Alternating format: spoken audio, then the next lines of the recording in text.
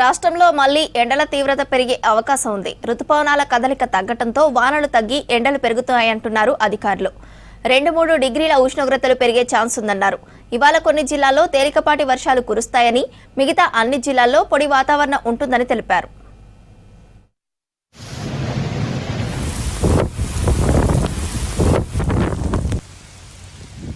దక్షిణాది రాష్ట్రాల్లో నైరుతి రుతుపవనాల కదలిక మందగించింది. తెలంగాణలో రేపటి నుంచి రుతుపవనాల మూవ్మెంట్ మరింత తగ్గే అవకాశం ఉందని తెలిపింది ఐఎండీ. ఈ ప్రభావంతో రాష్ట్రంలో వర్షాలు తగ్గి ఎండల తీవ్రత పెరిగే ఛాన్స్ ఉందన్నారు అధికారులు. రేపటి నుంచి ఎండలు పెరుగుతాయని చెప్పారు. ప్రస్తుతం గరిష్ట ఉష్ణోగ్రతలు సాధారణం కంటే 3 నుంచి 5 డిగ్రీలు తక్కువ నమోదవుతున్నాయన్నారు.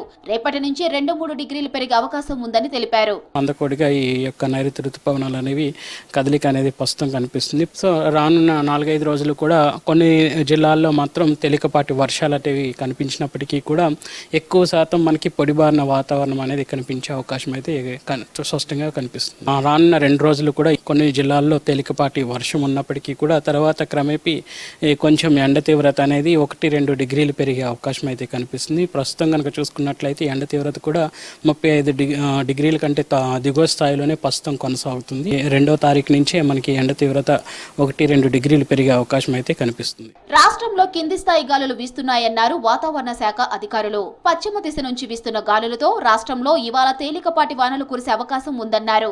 అక్కడక్కడ మోస్తరు వానలు కురవచ్చని తెలిపారు.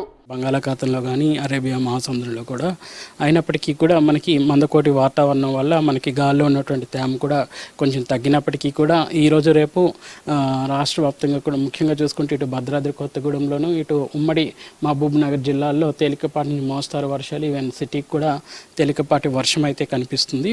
సో రేపు కూడా కొంచెం మేఘకృతమైనటువంటి వాతావరణం ఉన్నప్పటికీ కూడా తేలికపాటి వర్షాలు అనేవి కురిసే అవకాశం అయితే కనిపిస్తుంది. ఇవాళ భద్రాద్రి కొత్తగూడెం, వికారాబాద్, రంగారెడ్డి, మహబూబ్ నగర్, నారాయణపేట, నాగర్ కర్నూల్, వనపర్తి, జోగులాంబ, గద్వాల్ జిల్లాలకు ఎల్లో అలర్ట్ ఇచ్చారు ఐఎండీ అధికారులు. ఈ జిల్లాలో తేలికపాటి నుంచి మోస్తరు వర్షాలు కురిసే ఛాన్స్ ఉందన్నారు. గంటకు 30 నుంచి 40 కిలోమీటర్ల వేగంతో గాలులు వీస్తాయన్నారు. మిగతా అన్ని జిల్లాల్లో పొడి వాతావరణం ఉంటుందని తెలిపారు.